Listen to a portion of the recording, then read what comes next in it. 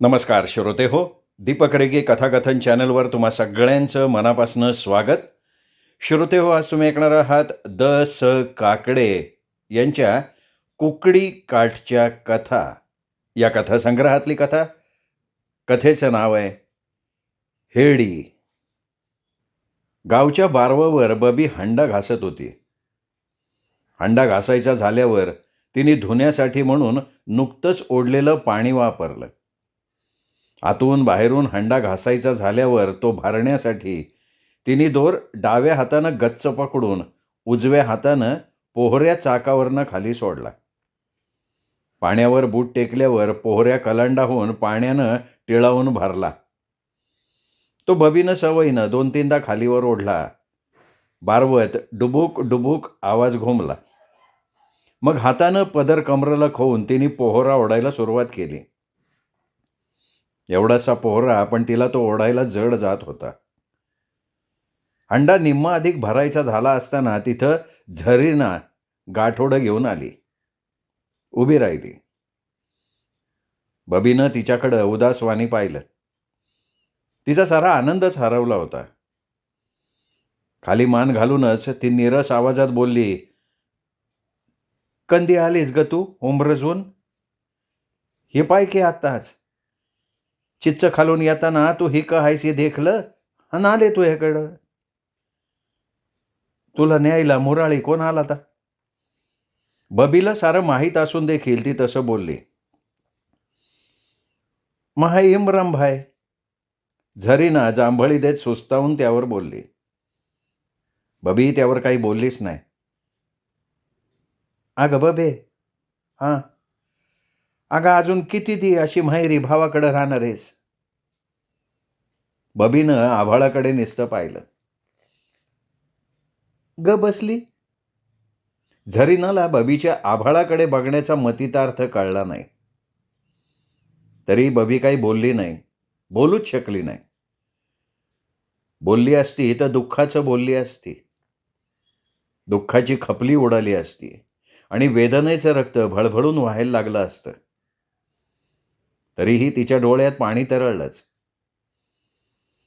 हुंदका घशातून फुटणार आहे तर तिनं खालचा ओठ वरच्या दाताखाली दाबून धरला आणि मुक्यानेच तिने हंडा भरला. पोहऱ्यात उरलेल्या पाण्यानं तिने तोंड हातपाय धुरलं, गुळणा केला. घोडभर पाणी पिऊन तिनं सुकलीला घसावाला केला. अंड्याच्या काठाला हात लावून ती आळसावून उभ्या असलेल्या झरीनाला खालच्या आवाजात बोलली, "अगं झरीना." "काय ग?" आपल्याच तंद्रीत बुडालेली झरीना भानावर येत म्हटली, "अगं जरा हांड्याला हात लावू लागतीस." "अगं हांडा उचलू लागले असते ग, पर पर मला काय होत नाही." बबीनं झरीनाच्या जुन्या विटक्या लुगड्यात लपलेल्या पोटाकडे बघितलं तेव्हा कुठे झरीनाचे दिवस भरल्याचं तिच्या लक्षात आलं. चोळीतली थानं गरगरीत झाल्याचं दिसलं. ते तिला आणखीन बोचलं.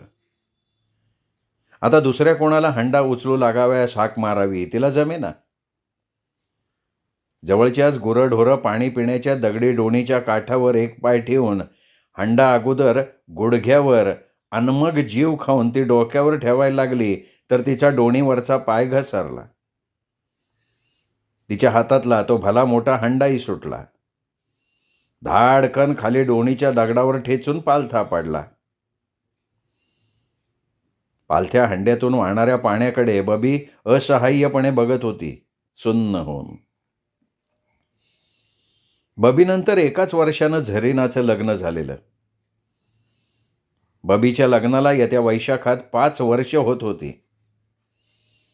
4 वर्षात झरीनाचं हे 3रं बाळंतपण. तरी बी बबीची अजून कूस बी उजवली नव्हती. लग्न झाल्यावर ती फक्त इकडून तिकडून 5 का 6 महिने नवऱ्याकडं राहिली होती. त्यानंतरची 4.5 वर्ष ती भावाकडंच मरत होती. 4.5 वर्षाच्या काळात तिल्या भावानं तिला माहेरी डांबून ठेवलं होतं. सासरची वाट तिला बंद होती. बिचारीला नवऱ्याचं नख बी त्या 4.5 वर्षाच्या काळात बघायला मिळालं नाही. तिच्या सासरकडची झरीनासारखी एखादी सासूरवाशीण माहेरी आली तर तिला आपल्या परिस्थितीने खंगलेल्या नवऱ्याची हकीकत कळत होती, तीही चोरून लपवून. भावाला ते कळलं असतं तर त्याने आपल्या जनावरांच्या चाबकानं तिला फोडली असती. तिने नवऱ्याची चौकशी करू नये, त्याला निरोप पाठवू नये, असं तिच्या भावाने तिला हुकमी आवाजात सांगितलं होतं, सुनावलं होतं. त्यामुळं ती आज पूर्वी 4.5 वर्ष जुलमाच्या उन्हात तळपत होती, जळत होती. भाऊ असा, भावजय तरी चांगली असावी, पण तीही तिरपण टिकल्याची. कधी ती बीचच्या मागत हालायचीच नाही. सारं काम बबीच एखाद्या सालगड्यागत वाढायची, रक्त ओकायची. रातन द्याई काम काम. नवऱ्याच्या काळजीनं आणि कामाच्या काचानं ती फार वाढली होती, खंगली होती. बबे बबे अगं 4.5 वर्षामागं कशी शरला नव्हती ग नवऱ्या का? आणि आता तू हिरा अपगवत नाही का? बबीच्या डोळ्याच्या कडा पुन्हा पाणावल्या. तिला बोलवेना.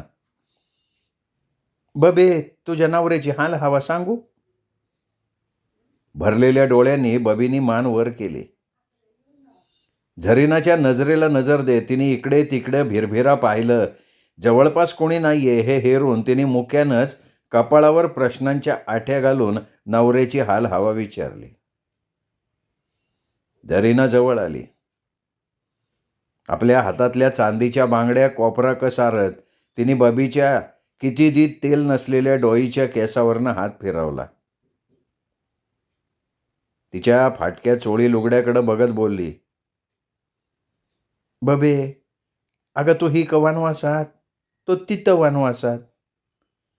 अगं तुम्हा दोघांच्या वनवासापक्षी राम सीता वनवासात सुखी म्हणावी. बबीला बडबडून आलं. झरीनाला ते पावना. तरी काखेचं गाठोडं खाली ठेवून त्यावरती बसली. तिला आणखी काही बबीला सांगायचं होतं. बबी ही आपल्या अंगात रस नसलेला देह सावरत डोणीच्या दगडावर टेकली. बसल्या बसल्या झरीनानं मशिदीजवळ असलेल्या चुन्यानं रंगवलेल्या आपल्या इब्रामबाईच्या घराकडे बघितलं. मग विचार करून बोलली, अगं गोरा ढोरागत काम करून बी तुला पोटभर भाव जय देत नाहीत हे खरंय? अंगाव बी धड चोळी लुगडं दिसत नाही. तुला नवऱ्याकडे बी जाया मिळत नाही. कसं आणि कुठवर हे सहन करणारेस? बबीजवळ उत्तर नव्हतं. उत्तर देणारच काय? पण तिच्या या 7.5ला कारण तिचा रांगड्या स्वभावाचा भाऊच. तिला चिरड आली, कपाळात तिडीक आली. तिचा भाऊ? बबीचा भाऊ वेल्हा, मनसर, चाकण, बारामती, संगमनेर, सिन्नर या साऱ्या ठिकाणच्या जनावरांच्या बाजारातला जबरदस्त हेडी. जनावरांच्या दावणीच्या दावणी बांधून तो बाजारात उभा राहायचा, पैसा कमवायचा. पैसा कमावण्यासाठी तो मागे पुढे पाहत नव्हता. न खपल्या गायी तो गरीब दुबळ्या माणसाला सांभाळायला देण्याऐवजी 5 रुपयात कसायाला कत्तल खाण्यासाठी देत होता. जनावरांचा व्यापार करता करता तो एक जनावरच बनला होता.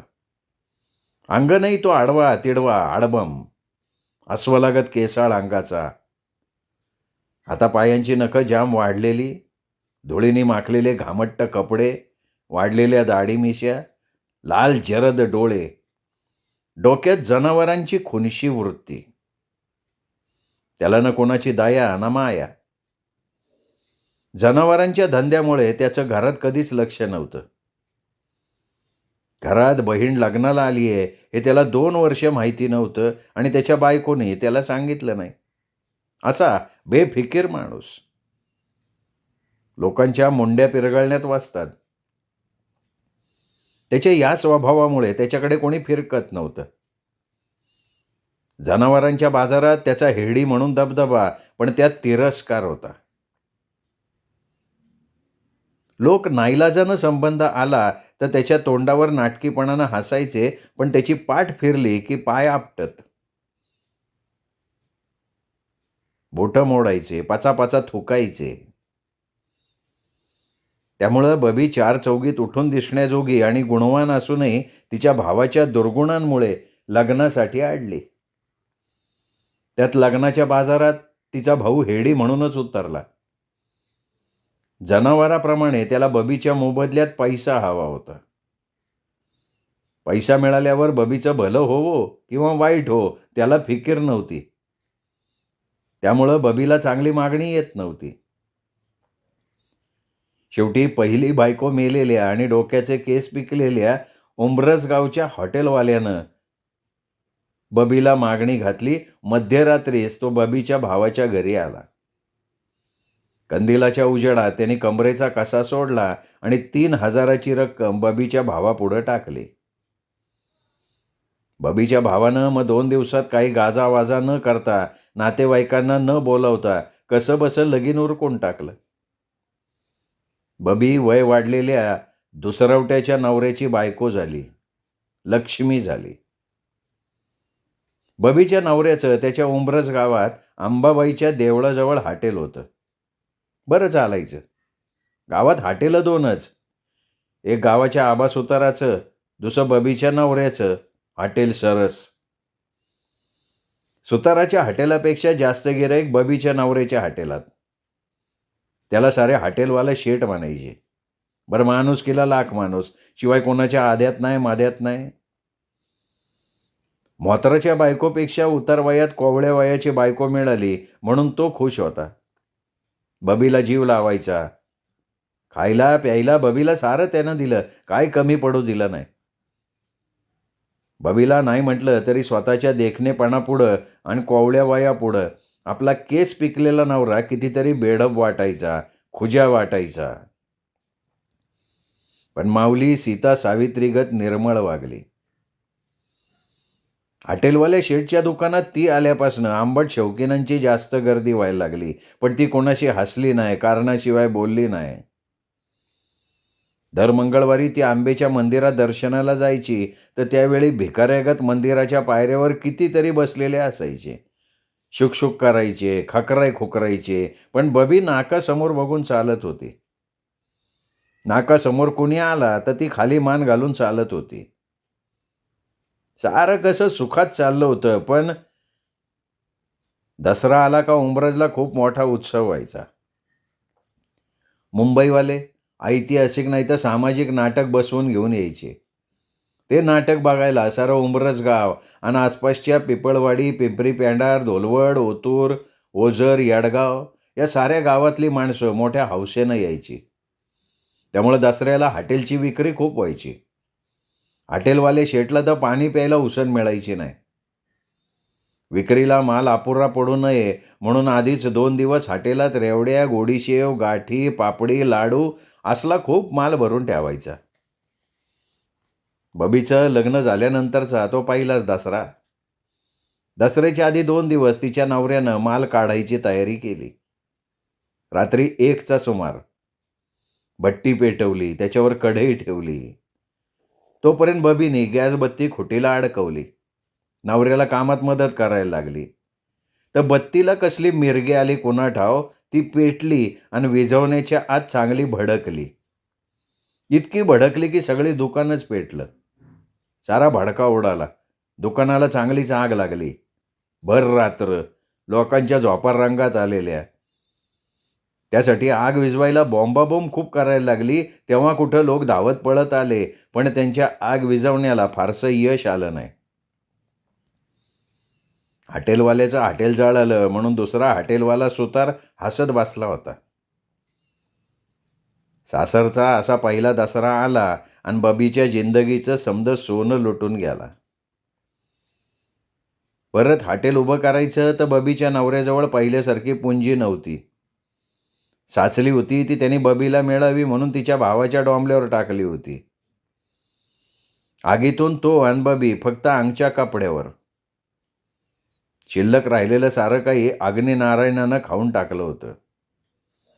हॉटेल परत उभं करावं म्हणून त्यांनी खूप जीव तोडला. गावात पैसेवाल्याकडे जाणं केलं, पण कुणीच जवळ टिकू दिलं नाही. फुकट चहा पिऊन हॉटेलवाला शेठ म्हणणारे आता सुताराच्या हॉटेलात बशी तोंडाला लावायला लागले. बबीच्या नवऱ्याची नको ती कुचळके करायला लागले. बबीचा नवरा एकाकी पाडला. दुकान जळलेल्या जागेवर फक्त जळकी लाकडं आणि काळ्याभोर झालेल्या भिंती. दुकान परत बांधणं आवश्यक होतं. जवळ तर काहीच नव्हतं. त्यासाठी कर्ज काढून पैसा वापरणं आवश्यक होतं. आपल्या भावाचा रांगडा स्वभाव माहीत असूनही शेवटी बबीने आपल्या नवऱ्याला त्याचा रस्ता दाखवला. त्यावेळी बबीचा भाऊ वेल्ल्याच्या बाजारात गेला होता जनावरं घेऊन. बबीचा नवरा सरळ त्याच्याकडे गेला, घडलेलं सारं सांगितलं आणि पैशाची मागणी केली. तसे भावाच्या आधीचे तांबडे डोळे आणखीन तांबडे झाले, आग ओकायला लागले. त्याला ना मेवण्याची दया ना माया. पैशाच्या बाबतीत तो त्याला ओळखत नव्हता.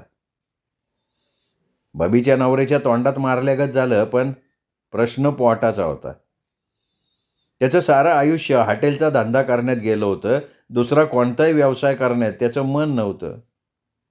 त्यांनी पैशासाठी मेवण्याजवळ खूप गयावया केली, तोंड व्यंगाडलं.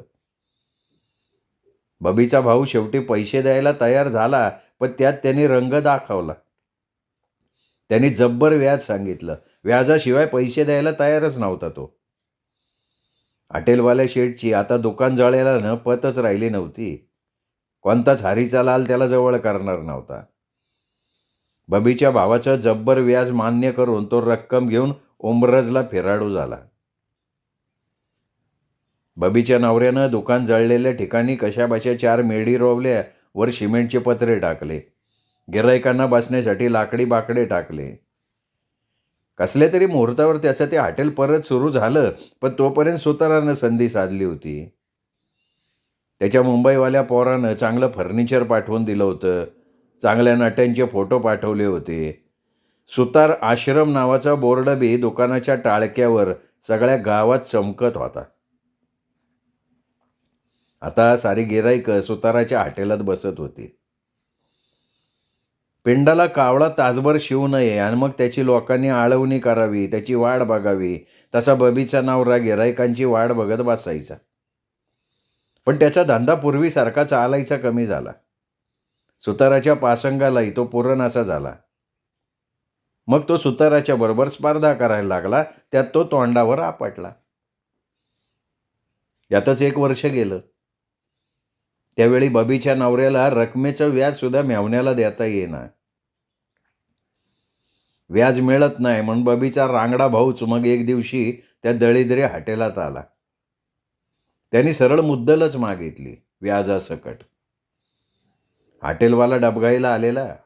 साधं व्याज त्याला देता येत नव्हतं, तर तो मुद्दल आणि व्याज एकदम कसा देणार? मेवण्याच्या मागणीनं तो फुटक्या बेटकुळीगत भुईसापाट झाला. जनावरांचा बाजार करणारा तो रानटी माणूस त्यामुळं भडकला. त्याने मेवण्याची परवाच केली नाही. त्यांनी सरळ दुकानाबाहेर वाढला, गोरा ढोरागत झोडला. अख्खा गाव मजा बघत होता. पण बबीच्या भावाला त्याचं सोयर सुतक नव्हतं. त्यांनी सरळ बबीचा हात पकडला, तिला आपल्या घरी ओढत आणलं. उमरजला त्यांनी मेवण्याला निरोप पाठवला, माई रक्कम याजा सकड घेऊन ये आणि बायकोला घेऊन जा. तसाच आला तर जेत्ता सोडणार नाही. तिच्या नवऱ्याला सारी मुद्दल व्याजासकट आणणं आणि बबीला परत घेऊन जाणं जमलंच नाही. भावानी ओढून आणल्यापासनं नवऱ्याची जगण्याची सारी धडपड बबी ऐकून होती. बिचारा उतरत्या वयाचा, त्यात हॉटेल जळालेलं. मेवण्यानी भर गावात मानहानी केली होती. बायको ओढून नेली होती. कामधंदा काय नाही. हॉटेल चालना म्हणून त्यांनी हॉटेल बंदच करून टाकलं. बिचारा दिवसभर कुठंतरी वनवन करून रातचा त्या हॉटेलात झोपायचा. काही दिवस तर नारायणगावच्या एस टी स्टँडवर हमाली करायलाही तो गेला, पण तिथल्या हमालवाल्यांनी संध्याकाळपर्यंत सुद्धा तिला तिथं उभं राहू दिलं नाही. येडगावच्या कुकडी धरणावर काम करायला गेला तर 2 दिवसात तापानं फणफणला. 8 दिवस अन्न पाण्या वाचून दुकानात तडफडला. मग तो सुताराच्या हॉटेलात नोकर म्हणून काम मागायला गेला तर सुतारानं कब्बाशा धुतलेलं डब्यातलं खरकटं पाणी अंगावर ओतलं आणि फिदी फिदी हसत बसला वरून. अशा रीतीने कष्टाचे सारे मार्ग बंद झाल्यावर तो आपल्या दुकानात हातपाय सोडून बसला. त्याच्या जीवनात आता रसच नव्हता. बबी जड मनानं डोनीच्या दगडावर बसून माहेर वासनींनी आज 4.5 वर्षात सांगितलेल्या नवऱ्याबद्दलच्या गोष्टी डोळ्यापुढं उभं करत होती, टिपं ढाळत होती. काय प्रसंग भोगले त्या पुरुषांनी आणि आपण इकडं. त्याला धीर कोण देत असन? बबे, झरीना गाठोड्यावरनं उठत म्हणली. काय ग झरीना? अगं तू या नवऱ्याला एकदा भेटून ते ये. अगं पण दादा सोडत नाही ना. अगं तू हा नवरा आज 15 दी आंबाबाईच्या देवळाच्या पडवीत सुम्म होऊन पडलाय. का काय झालं ग? बबी कळवळली. का आणि कसं सांगू? 15 दिवसापूर्वी आंबाबाईच्या कळसावर शिडीनी चढला आणि मारली की खाली उडी जीव देण्यासाठी. बबीने डोकं गच्च आवळलं. जीव देणार नाही तर काय करील तो बाप्या? स्वाभिमानानं कष्ट करून जगण्याचा खूप प्रयत्न केला, पण त्यात यश येत नव्हतं. अपमानानं जगायचं तरी कशाला, त्याच्यापेक्षा मरण बरं. अगं बबे, वरून उडी मारली त्याने, पण त्याचा जीव काही गेला नाही. हातपाय मात्र मोडून बसला. फुले डॉक्टरनं कशी बशी मलमपट्टी फुकटमध्ये केली. डॉक्टर देव माणूस, पण किती औषधं खर्च करणार? डॉक्टरनंच मंदिराच्या पडवी तुझ्या नवऱ्याला ठेवले. काल गेलते नवऱ्याला घेऊन तुझ्या मालकाला भेटाया, तर त्यानं निरोप दिलाय माझ्याजवळ तुझ्यासाठी. काय निरोप दिलाय ग? म्हणला अखेरचं भेटून जा, आता काही जगत नाही. तो निरोप काळीच भेदून गेला. सती सावित्री नवऱ्याच्या वनवासात संगतीला होती. आपण या अशा 4.5 वर्ष जिवंत मरण तो तिकडं भोगतोय, पण इकडं आहे. आता त्याने अखेर सांगितली. त्याला भेटलं पाहिजे. भावाला विचारावं तर तो कबूल नाही होणार. आत्ता भाऊ इथं नाहीच आहे. सकाळीच गेलाय मंचरच्या बाजारात. संधी साधली पाहिजे. नवऱ्याकडे जाता येईन, पण भावजय गेली चुलीत. झरीनं जवळनं 2 रुपये घेतल्यान म्हणली त्याच्याकडे जाते, आता काय परत येणार नाही. जे व्हायचं असेल ते होईन, लय सोसलं म्हणाव, आता नाही सोसवत. धरणाचा बंधारा फुटावा, पाणी लाटा खाऊन उसळावं, तशी ती उसळली. तिच्या देहाच्या कणाकणात नवऱ्याची ओढ लागली. त्याला भेटलं पाहिजे. तो तिकडे शरपंजरी पडलाय. त्यांनी निरोप पाठवलाय, आखरीचं भेटून जा, आता जगत नाही. गावाची पांदी चढून ती बुरुज ओढ्यातनं पळत सुटली. काळवाडी मागं गेली. मळीरान गरागरा फिरत पाठीशी आलं आणि तिच्या पायात भिंगरी सांचरली. सारे पाय ठेचाळले होते, त्यातून रक्त सांडत होतं, पण तिला हवी होती ती भेट. 4.5 वर्षानंतर ती आपल्या नवऱ्याला पाठीशी घालून गाव सोडणार होती, दूर कुठेतरी जाणार होती, मोलमजुरी करणार होती, नवऱ्याला सांभाळणार होती, त्याच्या जीवनात परत प्रकाश भरणार होती. ते रस्त्यानं पळत होती. उंबरज आता फक्त मैलभर राहिलं होतं. तेवढ्यात बबे आवाज घुमला आणि मोटारीचा ब्रेक दाबला गेला. पाठोपाठ मोटारचा दरवाजा उघडला गेला. दरवाज्यातनं तिचा रांगडा भाऊ खाली उडी मारून आला. तिच्यावर डोळे वासत काढाडला. काय उंबराजला नवऱ्याक पळून चालले काय? वय, त्या आजारी पडल्या जाम. मग मरू दे की त्याला. मी आता तू नाही ऐकणार, मी त्यांच्याकडे जाणार कायमची. आणि तो जवळ आला. त्यांनी फाडकन तिच्या कानफटात भडकवली. बबीच्या डोळ्यापुढं अंधारी आली. तसं अंगाचं मुटकुळं तिच्या भावानं मोटारीच्या मागच्या साठ्यात फेकून दिलं. ते ताडपत्रीनं बंदिस्त होतं. बबीनं डोळे उघडले. आत बघितलं, मंचरच्या बाजारात खरीदलेल्या मरतुकड्या गाया होत्या. त्या गाया उद्याच कसायाकडे जाणार होत्या. बबी असहाय्यपणं त्या गरीब गायांकडे बघत बसली. श्रोते हो, तुम्ही ऐकत होता द स काकडे लिखित कथा हेडी. कथा कशी वाटली कमेंट करून जरूर कळवा. आपल्या कथाप्रेमी मित्रपरिवारात या कथेचा व्हिडिओ शेअर करा आणि हां, चॅनल सबस्क्राईब करायचं राहून गेलं असेल तर आत्ता वरती जो माझा फोटो दिसतो या फोटोला क्लिक करा आणि चॅनल सबस्क्राईब करा. एवढीच विनंती करतो. थांबतो. नमस्कार.